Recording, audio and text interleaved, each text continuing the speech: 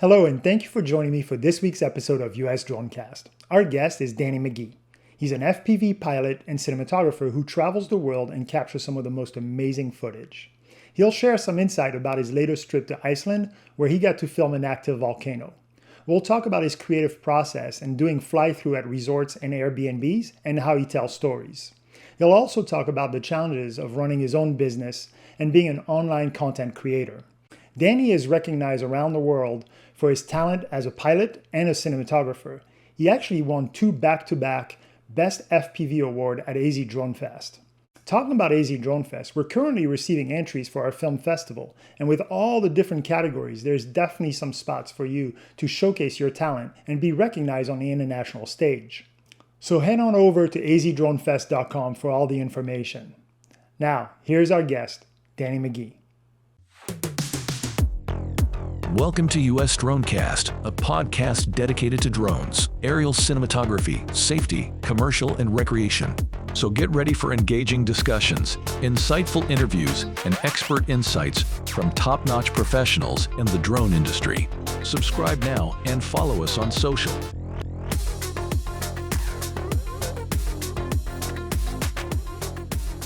Hey, Danny, thank you so much for joining us. I really appreciate you always are willing to take the time off of your busy schedule to join us, and it's a big deal. So thank you so much for being here. I appreciate it, man.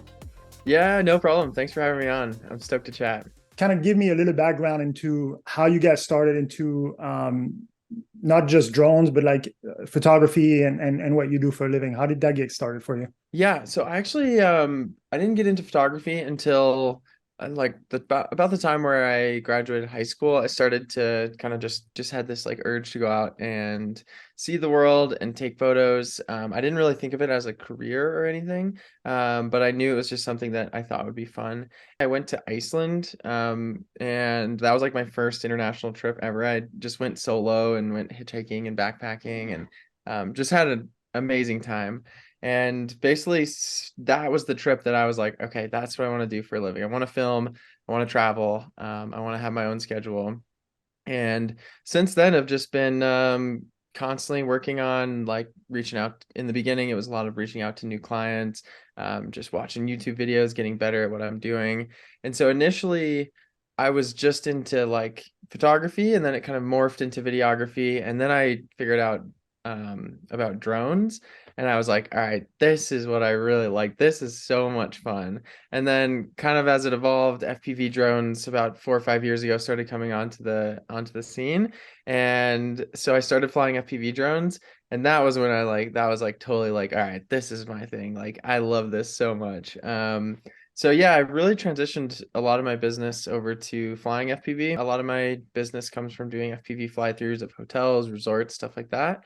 I also have a YouTube channel where I do reviews for different drones, cameras, stuff like that. So yeah, kind of just all things photography, videography, drone related I'm super into, and I'm lucky enough to do it for a living.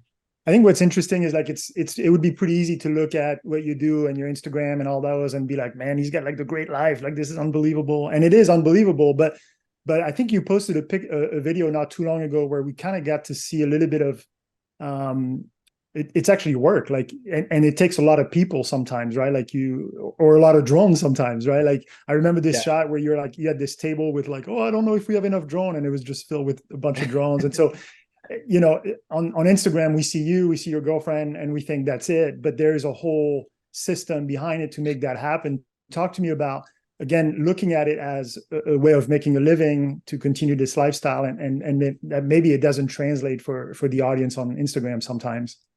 Yeah, most definitely. And that's something that is kind of one of the more difficult parts about like putting your life out there on social media and stuff. It's like you really only share, most people, even if you occasionally share like the hardships and like the hard moments, like most people just see, like they scroll through your Instagram or YouTube or whatever, and they see this like, picture perfect life where you're traveling, you're shooting, you're doing all these fun things. But honestly, like 95% of the time is just sitting at a computer, editing, just working on projects, doing a bunch of just organization work, scripting videos. Like there's just there's a ton tons and tons of work that goes into it. And it's also, at least how I do it, it's because I have my own production company that I run and have inbound clients and everything. And running your own business is just like, it's no joke. Like it's intense. It's not something that you can just like quit or anything. Like all day, basically all day today, which is Saturday, which most people aren't working. I'm gonna be sitting in front of my computer, catching up on editing, yeah, doing phone calls, stuff like that. So and that's just like impossible to show on Instagram. And realistically, I probably work like between 60 and 80 hours a week in total. And I can't complain about it because it's stuff that I really do enjoy doing. But at the same time, it's hard and it's work. And yeah, of course, like most people see, the highlights of everything, but it's not always like that. So yeah, it's a little bit of a battle to stay motivated, especially when you have to be, you have to just constantly be kind of like steering the ship. But yeah, it's fun stuff, and I'm super grateful that I get to do it. Like the fact that I even have the flexibility to fly to Iceland for 5 days randomly just to like see a volcano, that's like the coolest thing in the world. But yeah, being able to do that doesn't come without hard work for sure. Yeah, no doubt. No, that's great. I mean, I think it's good advice. It's good for people to know because it's so easy for people to think, oh, I can just buy this drone and then, I'm going to post those cool pictures, and all of a sudden, like, that's what life is going to be, and it just isn't that. Yeah. But let's go back to Iceland because I mean, obviously, you posted some really cool shots of that. Yeah, so this had to be like a month ago or something. One of my friends called me, and he's another FPV pilot, and he FaceTimed me, and he was basically like, dude, there's tons of earthquakes happening in Iceland right now. I think there's gonna be another eruption. Like if another eruption goes off, like I'm gonna go. You should join. And it was super last minute. Had just got done with a bunch of other trips and stuff and was kind of ready for some downtime, but he had actually shot there's basically been three eruptions the last 3 years, and he had shot the first two, and his clips were just so sick. And so I kind of, me and my girlfriend talked about it a little bit, and we were like, we should probably do this. So yeah, we sent it out there. We were there for about 5.5 days. We basically just went out there just to shoot the volcano. We ended up visiting it twice. One time we hiked up kind of like the wrong side. It's a pretty brutal hike to get to the actual eruption. It's like almost a 13-mile round trip hike. And one time we actually went up the wrong way, so we were like too far away from the volcano to get any really good shots. But the second time that we visited, we like actually, like through a friend of a friend, we ended up figuring out a way to drive up there with my friends, with a friend of my friend. And so we drove like right up to where the crater was, and basically from like 8:30 p.m. until 6 a.m. or something, we just spent the whole night just like staring at this thing, flying a bunch of FPV batteries. And yeah, it was a crazy experience because I mean, where we were was probably like 200 or 300 yards from this like massive bubbling crater of lava. And so, yeah, we were able to fly the FPV drones, and yeah, it was just a really cool like life experience to see something like that. But talk to me about that crash. I mean, it was, or not that crash, I guess, but I guess your drone got hit by some lava, and it just makes for like the coolest piece. Yeah, yeah. So a little bit of backstory for anyone who hasn't had it. I got this shot where I was kind of like coming up this lava river, I suppose you call it. And I come around like the crater of the volcano and loop around. And like right as I'm going a little bit down towards the volcano, this like huge bubbling thing of lava like sprayed up, hit the drone, and it's like, so I basically got sprayed by lava, and the drone started flipping. And so I ended up posting like a follow-up video where it was like basically my reaction flying and then like what happened afterwards. But the drone started flipping, and I thought for sure it was like in the crater, so I had pretty much given up. But at the last second, it kind of like caught itself, and I like saw the horizon, and I was like, no freaking way, this drone's still flying. And so I just flew back as fast as I could towards where we were flying from. And you can hear it on the video that my girlfriend was taking. The propeller is just like, it just like like it just sounds like it shouldn't be flying at all. But yeah, I ended up getting the drone back, and getting the shot and everything. But I mean, we saw like just in the group, we were standing around with a group of probably like 10 or so people.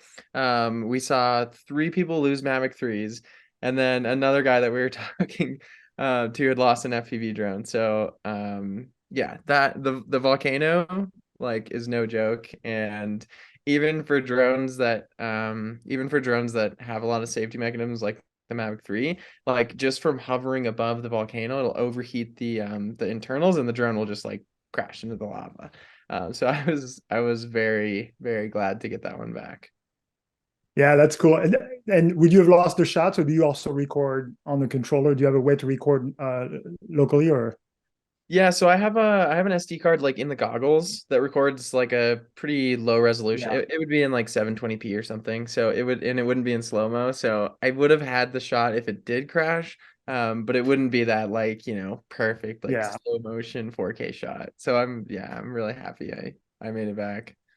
So let's talk more on the creative side of that shot or any other shots that you tackle. How do you see movement with your camera? How do you use the tools that you have to create? Like, how does that process go? Like, you get on site, like for example, with this particular shot, like you see the lava river, and automatically you go like, oh yeah, I know what I'm going to do. Or how do you go about creating the movement you want? Yeah, so it's a little bit different depending on the location that I'm at. Like a lot of my work is fly-throughs of like buildings and stuff.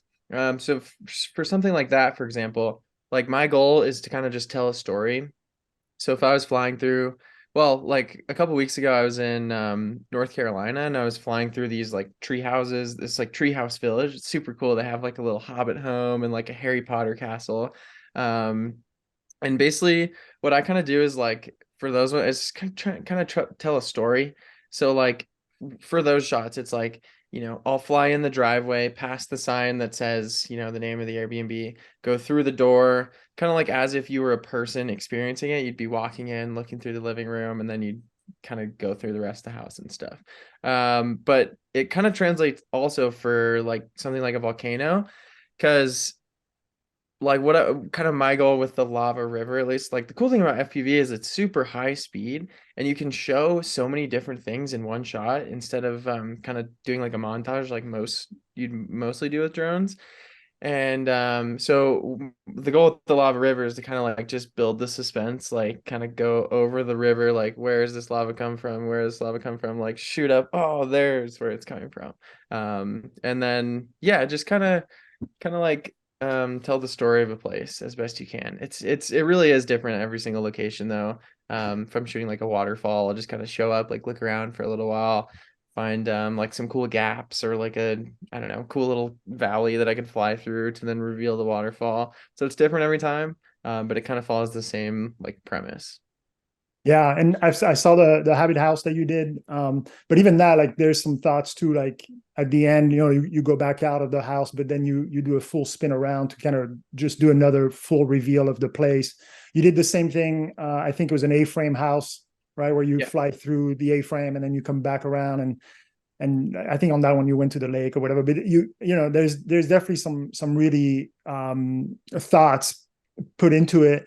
And with, especially with your fly through, like the A-frame is a good example where you actually placed people in different areas, right? Like there was somebody by the Mhm. campfire, there's somebody sitting by the pond at the lake, there's somebody walking through the house.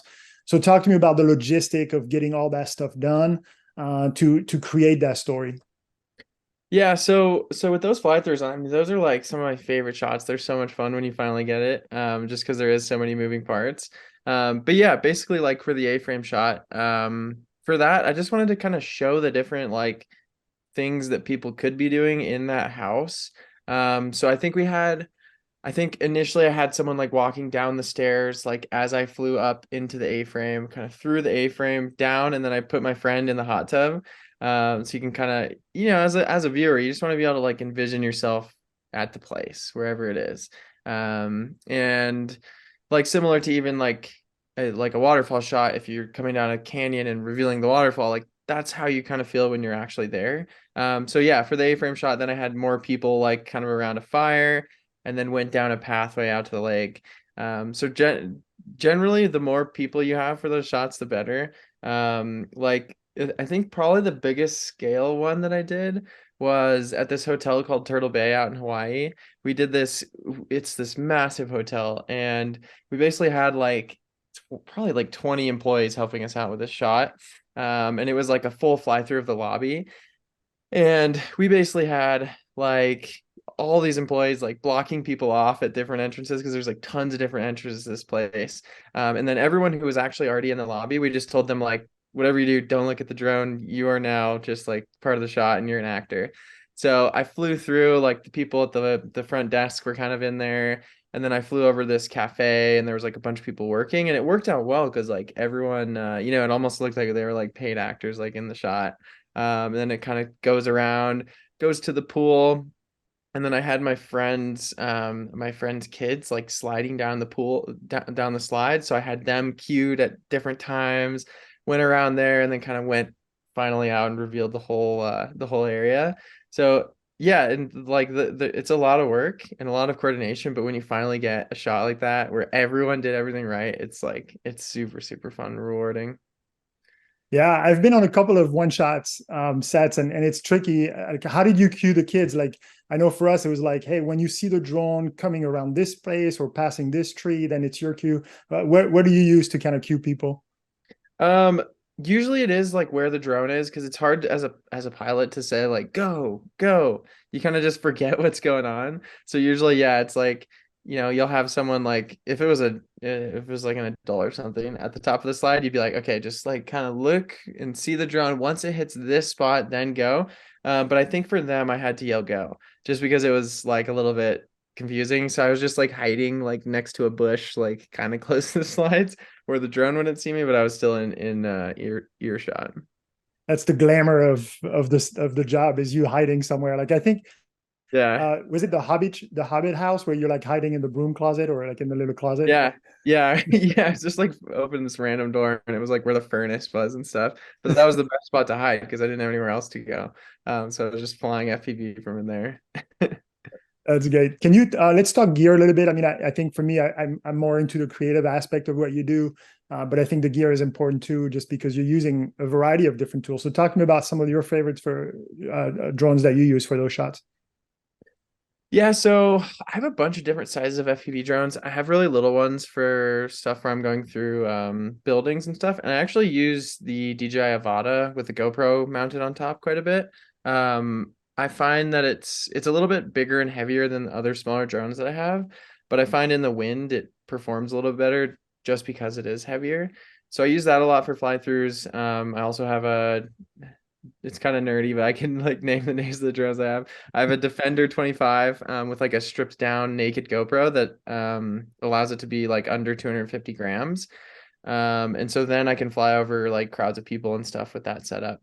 And then I have a couple 5-inch drones. For a lot of the drones that I fly are from iFlight, which is kind of like one of the biggest like ready to fly FPV drone manufacturers. I have a Chimera, Nazgul, and then I recently just got a like naked Black Magic drone, where it's basically like a 7-inch FPV drone.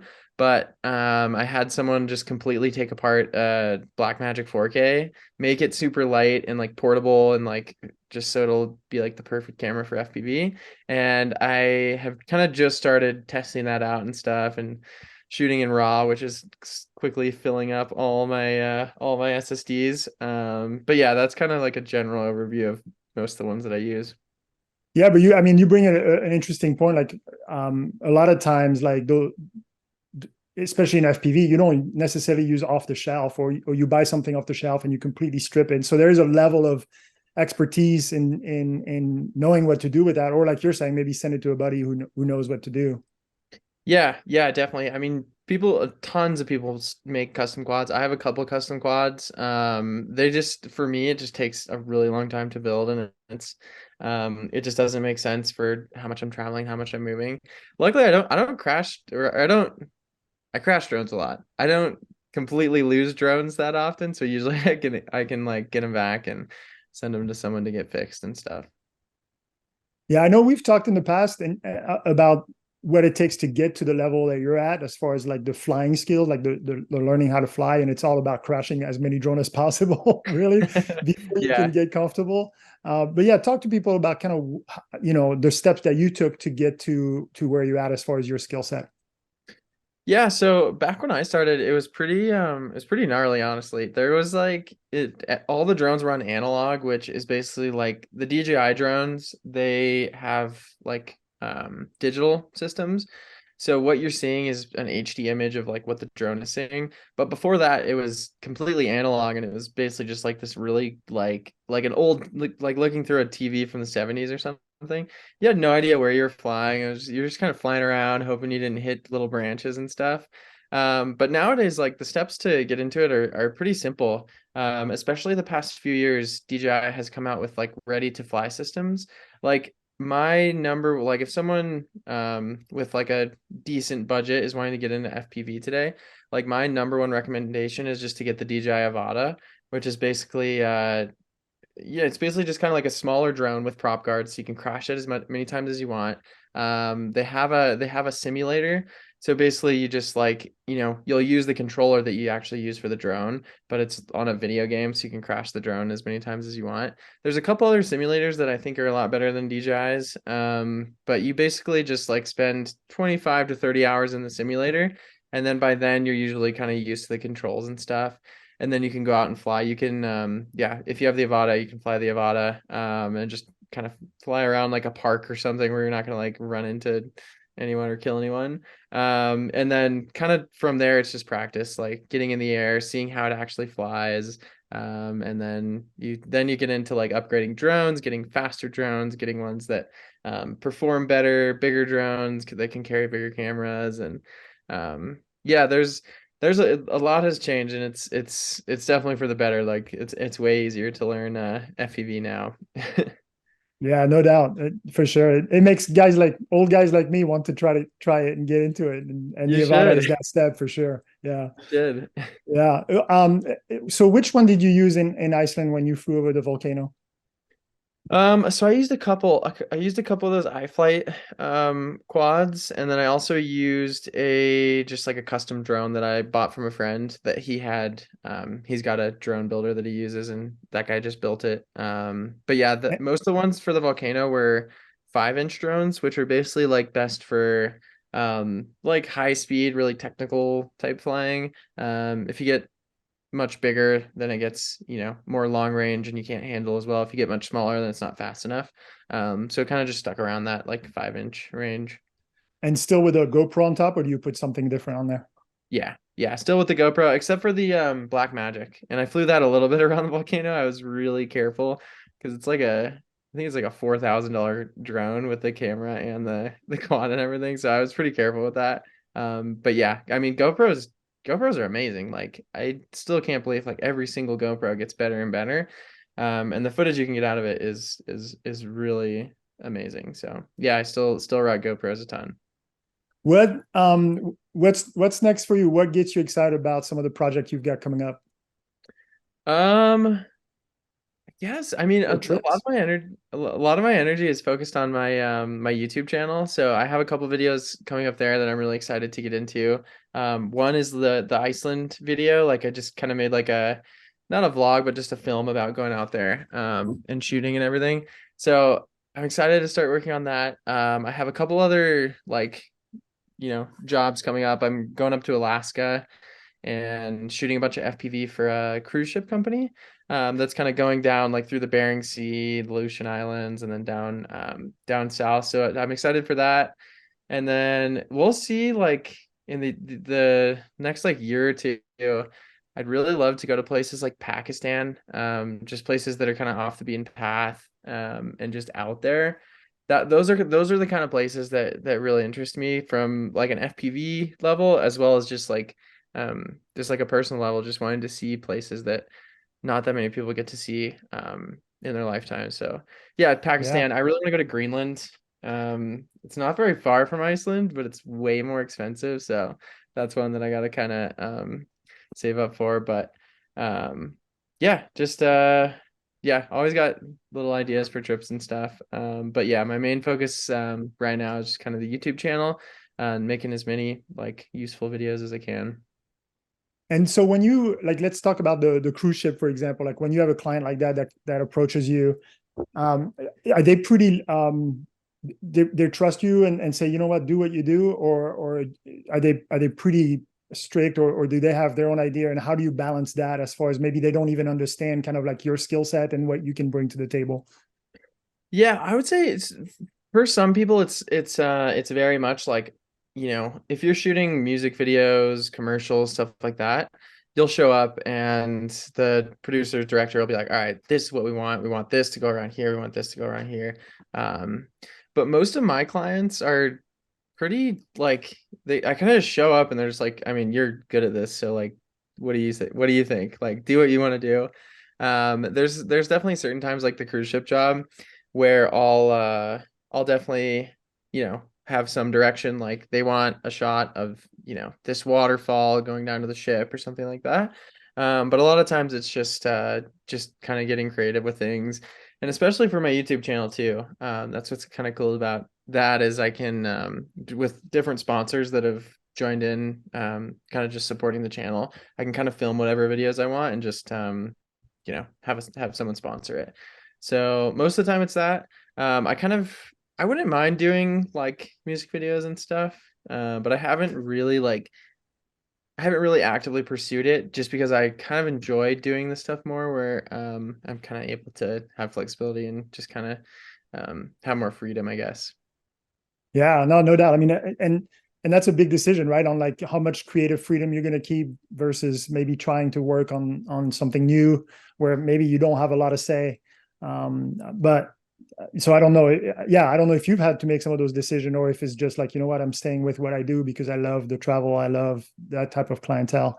But I know for me in my personal business, it's definitely is a bummer when I have a client that's not using my full potential on the creative side and just tells me exactly what he wants or she wants.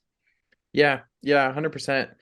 Yeah, yeah, it's definitely tricky because you want to be like, I don't know, as someone who's creative, like you want to have control over it, and you like if you're the one, typically like if you're flying the drone, like usually you have good ideas because like they hired you for a reason because they like your shots. But sometimes people are just like, no, we want it this way and it needs to be exactly like this. And so whenever that situation pops up, I'm like, all right, whatever, as long as you're You're the paying me. client, right? Yeah, Yeah, unfortunately, we all have those jobs too. Like we all need to pay the bills, but yeah, that is a bummer. yeah. Um, and so when you go on a trip like that to Alaska, I'm guessing, okay, so you have your clients, you have to do your cruise ship, but I'm guessing you're also like, okay, now it's the time to load up on a bunch of shots that I can use for other things. Are your clients pretty open to you using that material for your own personal gain as well, or do you just do two complete different shoots for that? Most of the time people are, and even if they aren't, I try to do as much as I can to like work it into the contract, even if it's getting paid slightly less. Like if I can use the footage, it's way better for me because I can use it for so many different things. So I try to always make sure that I can use the footage later, but sometimes it's just not possible. And like, yeah, for some of the clients that I do like fly through work for, they they say I can like share it on social media, but not till like months and months later, um, which is kind of frustrating. So, because I'll get shots that I'm really excited about, and then I won't be able to share for a while. But usually it's just a conversation with like the client and be like, hey, can I at least share this on social media? And yeah, sometimes you do have to just be like, all right, like there's no way I can get this into the contract, so I can't use this footage on my own, which is really frustrating, but sometimes it happens and it's all good because at the end of the day you're getting paid and it's a job. But yeah, I always try to work it in because there's so many different things you can use it for. Like if the client doesn't care at all, like you can use it for stock footage. I can use it for my YouTube channel. There's just a ton of different things you can use it for, so Awesome. Hey, just quickly, AZ Drone Fest is coming up, and I know you've entered quite a few times. You've won most of them. I think last year was the first time you didn't win the yeah. FPV category. I So I'm hoping you're going to enter again this year. We love to see your work in the festival, but uh, this is the downside of you doing good work is it motivates people and inspires people, and we saw a huge increase in the level of FPV quality coming into the festival. And so thank you for that, first of all, and we hope we can see you and see your work this year in the festival as well. Yeah, I definitely will be entering. Like I said, the past couple months have been so crazy to travel, but I definitely will be entering. And yeah, even though like it was kind of like a bummer that I didn't win last year, it is awesome to see like there's just so many more people flying FPV, and it's I think maybe some people would be like dang, like no, I'm not the only one, but I love it. I think it's awesome. I love seeing more people doing it because it is so much fun. So yeah, I Well, definitely will have a film this year. all right, awesome. Anything else you want to share about what you're up to, where people can get more info about what you do, or insights about how they can get going into the FPV world? Yeah, so my main channels are Instagram, where my handle is just at McGee, and then YouTube, and you can just search Danny McGee, and I'll show up on there. That's probably the main place that I'm active. Instagram every once in a while. But yeah, YouTube is where most of my work goes. Do a bunch of like drone reviews, cinematic videos about drones, kind of anything drone related. So yeah, that's where you can find me. Yeah, I do have a bunch of resources on my channel about getting into FPV for people who are interested. So you can find those videos just kind of spaced throughout. And yeah, thanks so much for having me on. It's always nice to talk. Yeah, no, it's always great. And I know we've talked in the past of you actually being present at the festival. We hope we can make that happen one day. But thanks a lot, man. I really appreciate it. And we'll look forward to seeing your video online. Okay. Cool. Thanks, All Chris. right. Talk to you soon.